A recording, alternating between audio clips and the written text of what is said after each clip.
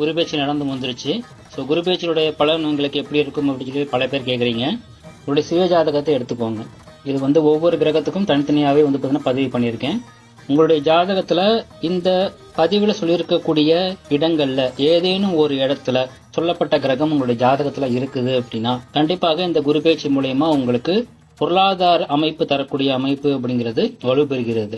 அது உங்களுக்கு முழுசா கிடைக்குமா, 2 மடங்கு பலன் கிடைக்குமா, அல்லது பாதி பலன் கிடைக்குமா, அல்லது எதுவுமே கிடைக்காதா அப்படிங்கிறது இது உங்களுடைய ஜாதகத்தில் உள்ள மற்ற கிரகங்களுடைய தொடர்பு, நடக்கக்கூடிய தசாவுத்தி அமைப்பு பொறுத்து நிர்ணயமாகும்.